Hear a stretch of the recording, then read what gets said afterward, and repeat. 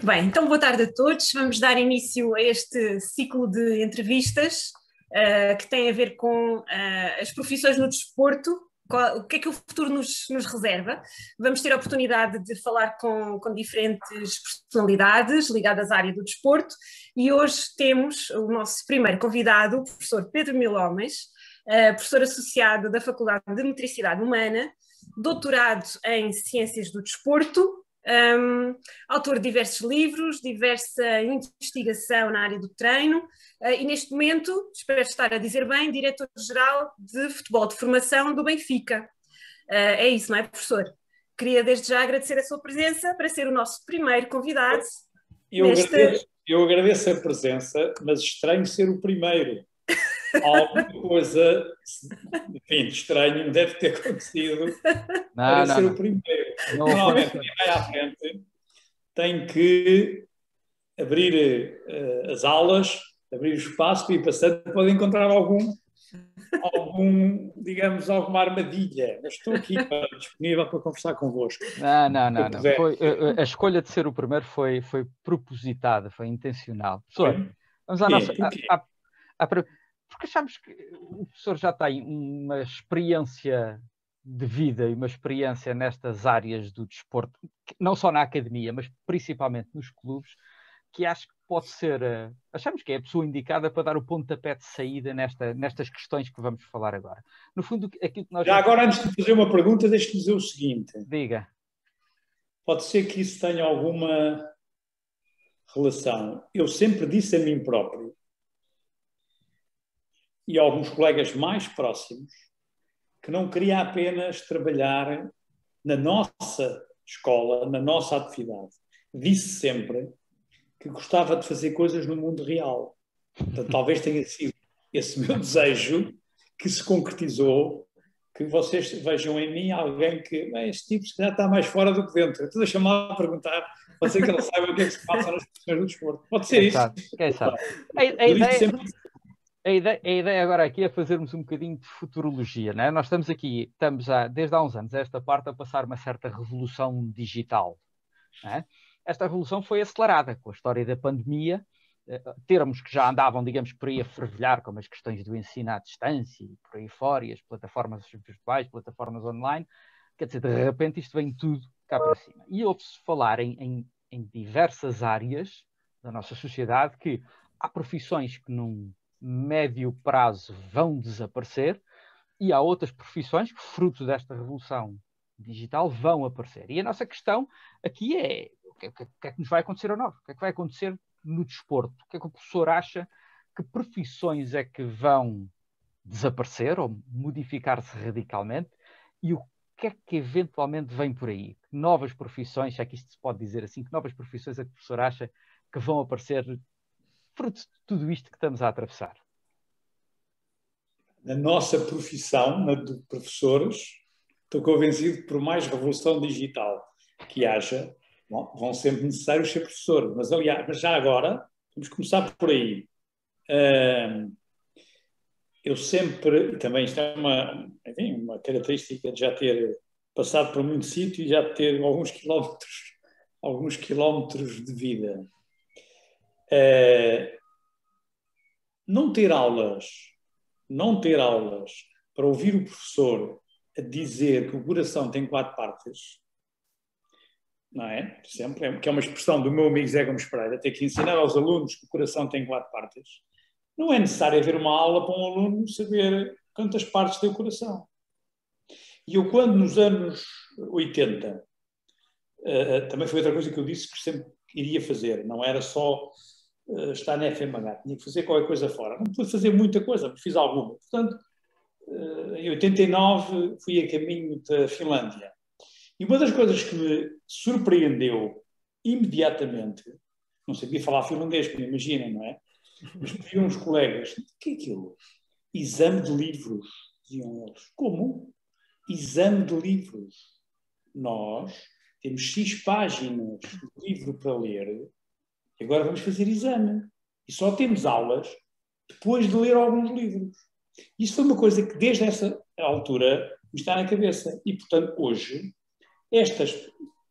para ligar com a pergunta, estas nossas plataformas digitais, ao contrário do que se passa no momento connosco, que estamos, digamos, 100% dependentes delas por causa da pandemia, podem ser, digo eu, os livros que eu vi nos anos 80, final dos anos 80, na Finlândia, que os estudantes tinham de ler antes de fazer exame, podem ser as nossas ferramentas para, vou usar a expressão do meu amigo Zé Gomes Pereira, não ter que ensinar na primeira aula que o coração tem 4 partes. E, portanto, há um conjunto de conteúdos que eu acho que estes meios, por exemplo, este nosso Zoom ou o Panop da nossa faculdade, pode permitir aos estudantes estudar, ouvir-nos, trabalhar, antes de ir para uma aula. Eu posso ser um bocadinho deselegante, às vezes, da forma como digo isto aos estudantes. Mas eu disse agora mesmo, nas aulas agora destes semestres. Meus amigos, os estudantes, sem estudar, não têm dúvidas. Só têm desconhecimento. Uma coisa é fazer uma aula para falar de assuntos que, na base, há um desconhecimento e, portanto, não pode haver dúvidas. Ou então, outra coisa é fazer uma aula, depois de vocês me ouvirem a mim ou outra pessoa qualquer nestes meios digitais a falar sobre o tema ou a ler o nosso livrinho antes de irmos para a aula. Porque foi outra coisa que eu aprendi nessa minha ida à Finlândia, sabe? É que um dia o professor Pavo Comi disse, num seminário, que era preciso fazer treino de glúteos. E eu olhei para os colegas e disse: haverá algum exercício novo para treinar os glúteos que eu não conheça? E ele disse: no, on the library, sit on the chair, treinar os glúteos, ficar sentado a estudar. Que é uma coisa que se nós não fizermos, não podemos ter dúvidas, certo? E, portanto, seja a ler o livro do Gitton para a Fisiologia, ou a ler um livro qualquer, básico do nosso amigo Enoca para a biomecânica da Filipa, ou o nosso livrinho do treino da força, ou os seus livros, Pedro, é indiferente. Ou a plataforma digital. Portanto, não é uma, claro que neste momento é, evidentemente, mas é uma forma de poder transmitir um conjunto de conteúdos prévios que depois a experiência próxima, o contacto, que hoje nós não temos, uma coisa que eu descobri neste momento, por exemplo, eu já fazia, mas agora fiz melhor, foi os meus tutoriais de aulas práticas. Pois. E, portanto, são boas soluções, não são más soluções, não os vão substituir, acho eu. Um dia poderão substituir.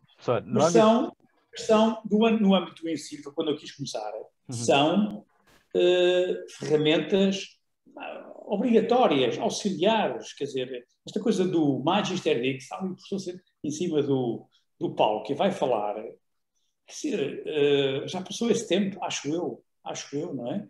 Eu lembro-me do saudoso professor Armando Moreno chegar ao salão nobre da FMH, e não tenho aqui, mas ele trazia as chaves na mão, punha as chaves do carro em cima da mesa do salão nobre e dizia para o Pedro Pesará, que estava na primeira fila, que ele tratava por Correia. O Correia hoje é sistema digestivo, não é? E começava a falar,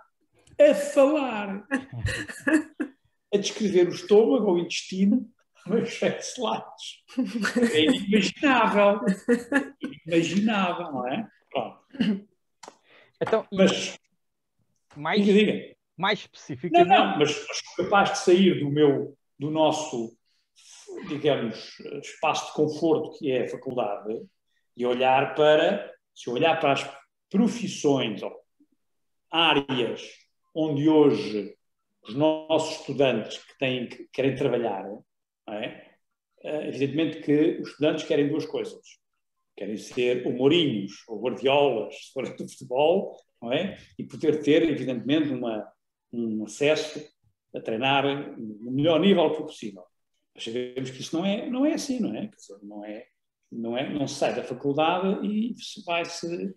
Enfim, como se sai da faculdade de Economia, Aí o primeiro emprego que temos não é de ser o CEO da TAP, por exemplo. Tem que começar por algum lado, não é?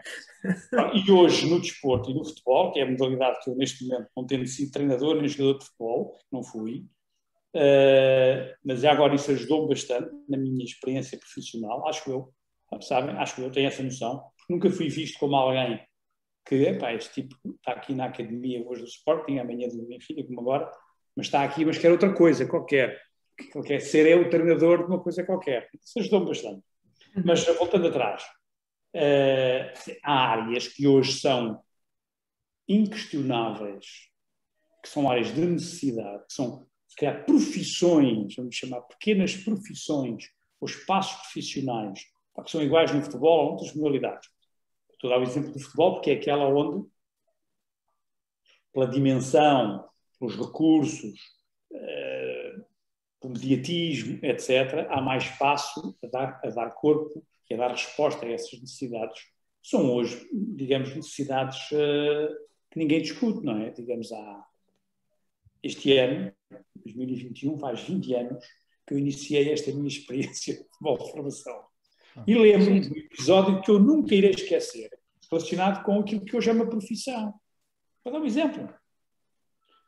Um nosso aluno da FMH quis fazer estágio, então, na Academia de Esporte. Muito bem.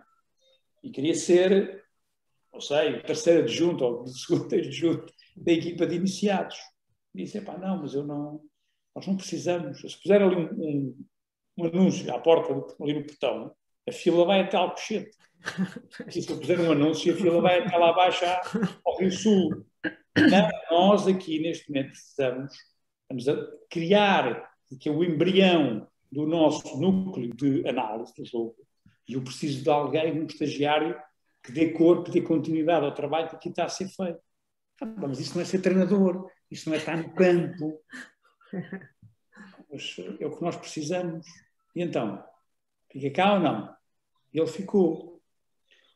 E hoje não, há bastantes anos, mais tarde, foi analista, numa equipa profissional, foi treinador adjunto de uma equipa profissional, trabalhou no estrangeiro, e um dia telefonei-lhe, quando ele foi para o estrangeiro, não vou dizer o nome, e disse, está? Olá, Pedro, meu nome. Como é que está? Eu venho saber quanto é que é a minha comissão. A minha comissão? Eu não queria ser treinador de iniciados. Hoje é reconhecidamente um profissional desta área, de especialidade. Não é? Esse é um exemplo, mas há outros. E, portanto, estou a adivinhar se os telemóveis nos vão substituir. Mas, por exemplo, agora mudando de assunto rapidamente, Filipa, no meu telemóvel instalei, anteontem, uma coisa que se chama My Jump Lab. Uma aplicação de análise de saltos. Não só de saltos. Não só de saltos. É o My Jump, mas agora é o My Jump Lab. Ou seja, é algo, por exemplo, não vou admitir que o telemóvel nos vai substituir, mas o telemóvel ou estas aplicações vão permitir que eu uso muito estas aplicações nas aulas nomeadamente que tem que ver com avaliação e controle do treino. É uma forma de dizer aos estudantes que não vivem. Eu costumo dizer assim, olha, eu aqui na faculdade, quando saio da faculdade, na rua ou nos ginásios dos clubes por onde ando, não tropeço em dinamómetros. Também não tropeço em plataformas de corpos. Não tropeço.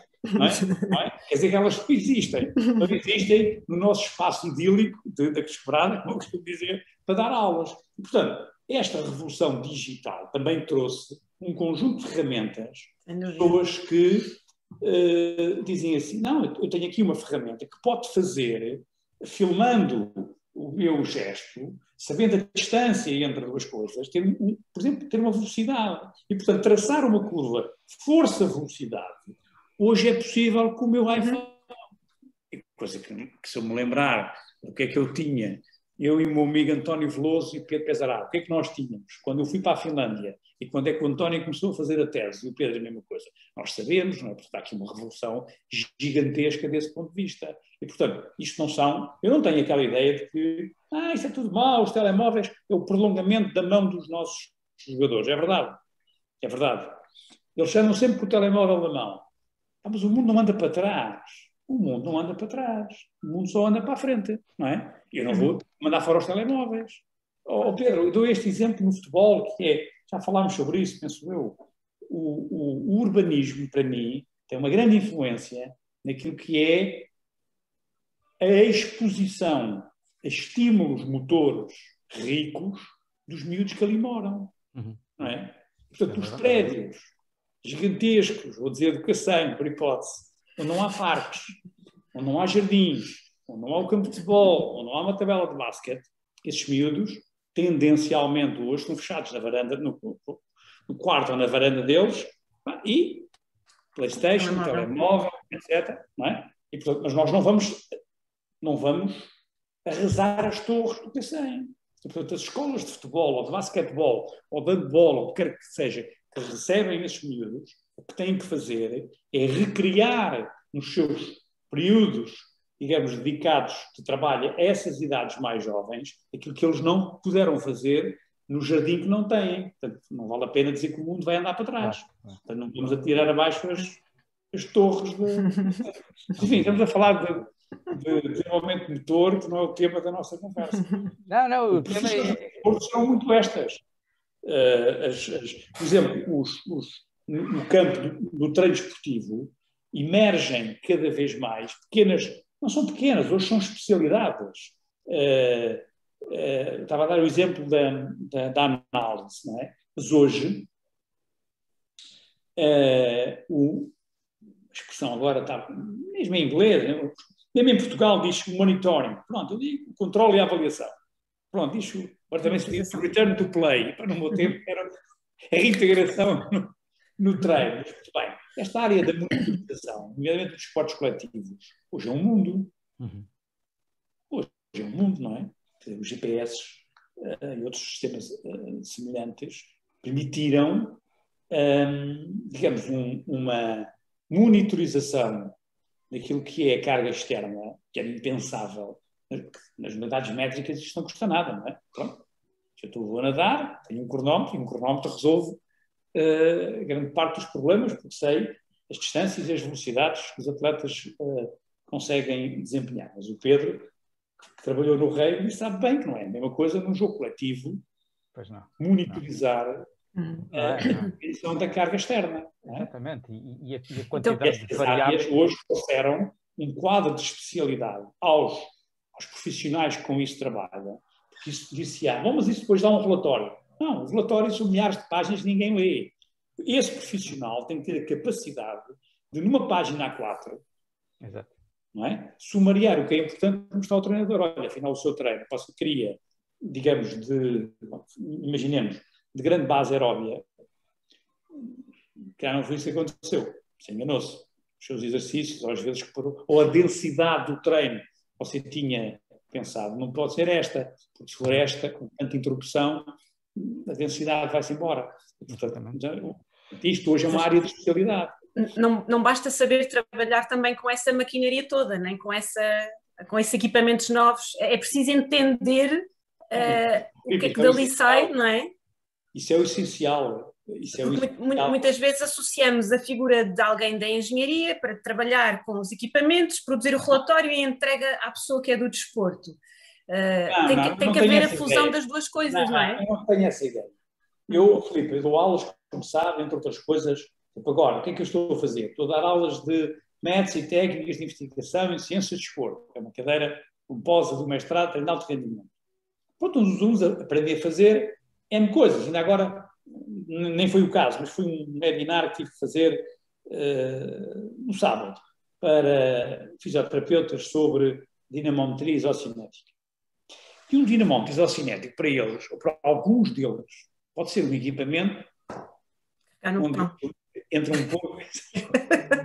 Eu dou um exemplo... Não, Filipe, eu dou sempre um exemplo aos alunos de uma coisa que aprendi com uma pessoa que a Filipa, não sei se chegou a conhecer, que trabalhou connosco na faculdade, é o engenheiro Nuno Pedro. Não. Sim. Nuno Pedro. Pedro também não? Epá, já sou mesmo velho. Mas o António, se tiver aí o António ou o Pedro Pesará a ouvir-me, vão se lembrar do engenheiro Nuno Pedro. Quem era o engenheiro Nuno Pedro? O engenheiro Nuno Pedro era um engenheiro, evidentemente, que, por uma circunstância, trabalhou, na altura, no laboratório de biomecânica da Gulbenkian, em Oeiras, que o professor Kelvin contratou e que o professor João Brandes conhecia. E fez lá um trabalho de investigação na biomecânica, mas depois foi à vida dele, digamos, ou seja, foi trabalhar para a PT, onde ele trabalhava era na Portugal Telecom, na altura, quando havia PT. E o engenheiro Pedro, do ponto de vista da eletrónica, fazia o que ele queria. Então ele fez-nos, com base, enfim, na literatura que nós fomos arranjar, os circuitos dos primeiros eletros de eletromiografia que nós tivemos na FMH. Assim como foi a pessoa que ajudou, a primeira vez, a ter uma placa de conversão analógica ao digital no laboratório de biomecânica.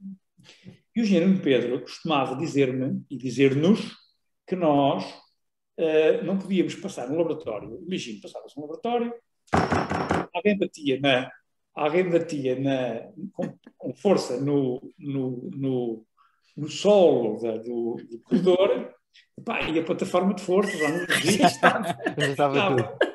Que grande sensibilidade que tem a plataforma. Não, a plataforma estava mal montada, em contacto com o solo. E, portanto, qualquer impacto no solo, ou seja, a mensagem do engenheiro Pedro era sempre esta: nós temos que conhecer, usa a frase dele, nós temos que, vocês, que não são engenheiros, mas têm que conhecer a essência do fenómeno que querem medir. Porque se não conhecerem a essência do fenómeno que querem medir, isto que está aqui para você, o eletro, é uma caixa preta.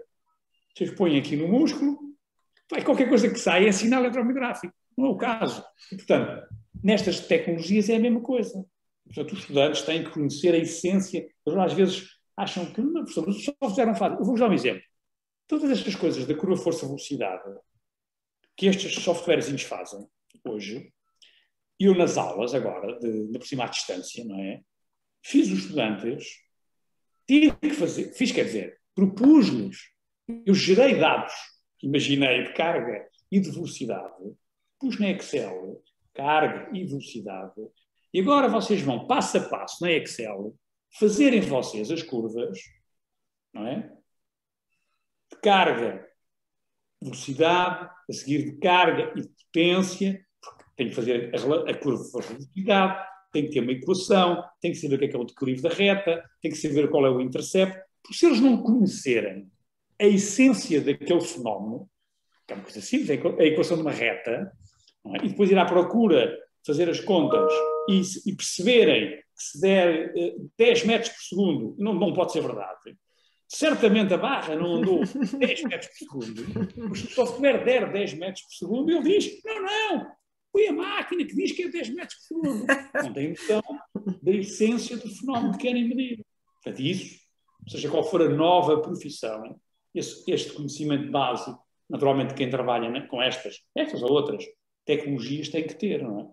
Por isso é que é preciso pôr as mãos na massa e vamos lá ver. Dentro do telemóvel fazer as contas todas. E estamos a falar de variáveis que já estão na área científica das ciências do desporto há muito tempo, o cálculo das curvas de força-velocidade, as questões associadas à eletromiografia e por aí fora. Quando passamos para as questões táticas, que a partir dos dados posicionais através de GPS ou digitalização da imagem, onde é que andam os jogadores, então aí abre-se uma porta nova, é um mundo novo. Eu que o diga, porque é a minha área de investigação desde há muito tempo, e que cada vez sinto mais que ainda só estou a esgravatar a superfície, não é?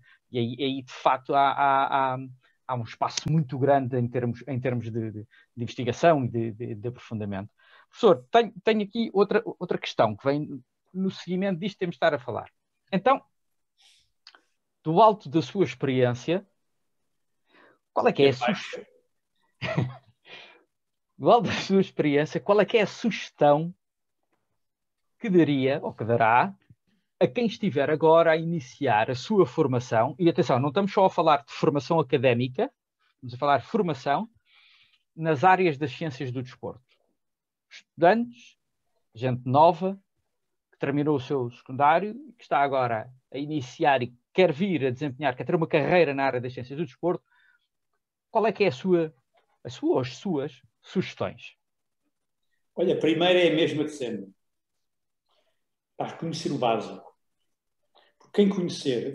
Vou voltar a... Desculpa lá, mas vou dar este exemplo outra vez. Eu não posso ter eu posso ter opiniões sobre a cor da sua t-shirt ou da minha camisa. Opinião. Certo? Certo. Mas eu não posso ter opiniões sobre a cor, a força, a velocidade. Opiniões. Exato. Certo? E há quem tenha, por desconhecimento. Portanto, o básico, conhecer o básico, estudar o básico, que as pessoas muitas vezes entendem que são... Mas não é... Qual é a razão disso com a prática? Que é a pergunta de muitos dos nossos estudantes, não é? Portanto, estudar o básico e se nós sermos capazes de, para as coisas básicas quer dizer, para o funcionamento, nós basicamente trabalhamos com o corpo humano e trabalhamos com um órgão efetor que é um músculo e que está, digamos, inserido numas peças ósseas e que tem um conjunto de, enfim, por aí fora. O básico é essencial ser, o básico é fundamental, aquilo que é, o que justifica todas as aplicações, todas as, digamos, possíveis tecnologias e coisas do género. Isso é essencial, estudar isso e ser forte nessas áreas. Porque quem tiver um bom conhecimento básico da fisiologia, da biomecânica, agora estou a falar das áreas que eu conheço melhor. É um bocadinho, não é igual, mas é um bocadinho como a matemática. Não é? Na matemática, aprende-se por camadas. Esta parte agora não quero. Não, espera aí, depois não dá. Deixei a álgebra para lá, porque depois não quero estudar. Na fisiologia é um bocadinho. Está bem, os intestinos eu não quero estudar. Agora, conhecer o básico da nossa área é fundamental, porque hoje em dia os nossos estudantes, aqueles que se interessarem por áreas mais próximas do desempenho, do rendimento, da forma como um atleta, posso ser um atleta, um sujeito mais indiferenciado, tem um desempenho maior ou menor, vai sempre ter coisas básicas, não é? Dos processos de produção de energia, da fisiologia, da biomecânica, da bioquímica. O básico eles têm que estudar bem e nós temos que ter, acho eu, temos a obrigação de fortalecer e dar uma boa formação base. Isto, para mim, acho que é essencial, nunca deixei de ter uma opinião de sempre. Agora, numa dimensão mais, digamos, aplicada do ponto de vista, mais utilitária, se quiser, utilitária do ponto de vista, mas o que é que eu vou fazer? Não é? O que é que eu vou fazer? Ou seja, eles precisam ter oportunidades, não é? E ter oportunidades é como os jogadores se não tiverem oportunidades, os jovens jogadores nunca jogam, evidentemente, não é? Têm que ter oportunidades. E as oportunidades nestas nossas áreas procuram-se, não é? Nós, em redor quando vimos uma prova de Fórmula 1, olhamos para o carro, quando ele para na boxe, quantas pessoas estão em redor do carro? N, não é? Eles a telemetria, o quiroprático. Portanto, para trabalhar no desporto e na optimização do rendimento, se for o caso, há N áreas de suporte que hoje não são áreas menores, não é? Ainda que, se pensarmos no treino desportivo, uma grande maioria de estudantes quer ser treinador, evidentemente. Mas ainda vou voltar um bocadinho atrás, porque há um aspecto importante. Cada um tem a sua pauta, as suas visões e opiniões, também pela sua experiência profissional. Eu a todos diria que aquilo que digo aos estudantes sempre que tenham oportunidade, se houver hipótese de ter uma experiência lá fora, uma outra experiência, conhecer outras pessoas, ouvir outros professores, ter outros contactos, por esse mundo. Ir para fora. Ouçam, nós temos hoje vários colegas, lembro, já que foram nossos alunos há bastante pouco tempo, que lembro perfeitamente, alguns deles até seguiram por uma coincidência, mas foi verdade, 2 deles, que são nossos alunos, foram fazer este mestrado que a Universidade de Jyväskylä tinha, para não sei se ainda tem, mas agora tem, com a crise europeia, a coisa piorou. Era um mestrado onde as propinas, na Finlândia não há propinas, não é? E, portanto, um europeu de lá também não pagava propinas. Portanto, eu ajudei 2 deles a irem, a fazerem o seu mestrado, e hoje um deles está na Austrália a fazer o doutoramento e outro está no Canadá a fazer o doutoramento. Portanto, sair daqui também faz bem, não é? Arejar a mente, ir ouvir outras pessoas e ter outras experiências. Às vezes não é possível, evidentemente. Também temos que compreender aquilo que as pessoas não têm condição de poder fazer isso, não é? Mas diria que depois do básico e depois de fazer a sua formação, se for possível, o Erasmus é uma excelente oportunidade. Agora, não pode ser um Erasmus para a praia. Também é importante, evidentemente, vir aqui para a Quintada, quando houve Covid, ver ali os nossos alunos de Erasmus, todos na maior. Também, está certo. Eu, quando fui à Finlândia, também vi lá a rapaziada a embebedar-se até mais não. Pronto. Também faz parte. Mas tem que haver outro objetivo, além da socialização, e poder vir arranjar uma namorada portuguesa ou um namorado português. Para além disso, a experiência profissional, a experiência que se ganha numa outra instituição, depois abre outras portas, que é ter colegas de outros países e poder falar com o mundo, não é? Às vezes, na brincadeira, nas nossas reuniões assim mais quentes, eu costumava dizer, mas espera aí, o espaço geopolítico da Queixo-Morada não é o centro do mundo. Sai aquele portão, não é? Sai o portão da Queixo-Morada, da nossa faculdade, e pronto, quem somos nós? É o Pedro, é o António, é o Joaquim, não é? Dentro do espaço, nós podemos dizer, já agora vou usar uma expressão também do meu amigo Zé Gomes Pereira, que é uma pessoa muito bem humorada, ao contrário do que eu conheço menos bem possa pensar, às vezes nas nossas reuniões dizem, bem, eu aqui dentro posso dizer assim, eu sou o vice-rei da Índia, Olha, é FMH, mas é só dentro do portão da FMH. Quando sairmos, deixamos de ser o vice-rei da FMH. Já ninguém nos ouve. Ter esta dimensão de que a escola, onde nós trabalhamos, não é o centro do mundo. Portanto, é bom lançar os estudantes para ir para fora. E hoje, mais uma vez, estas nossas tecnologias digitais, eu há bocadinho vi, há bocadinho. Pronto, eu sei que a razão é outra. O próximo congresso da SSS vai ser um congresso digital. É evidente que nós preferimos ir a um sítio qualquer, porque há uma componente que é insubstituível. A social, não é? Essa parte. Claro. Evidente. Eu lembro das nossas. A Filipe ainda não pertencia a esse grupo. Nós temos um filme, que um dia mostro, de um filme que foi editado, não sei, deixe-me ver, em 2004. Não é? Editado por mim, porque um dos meus hobbies é fazer os filmes da família. Começam sempre com o leão da Golden Mayer e diz, filmes de homens apresentam, começa o filme. Pronto, agora os filmes do Moneto e por aí fora.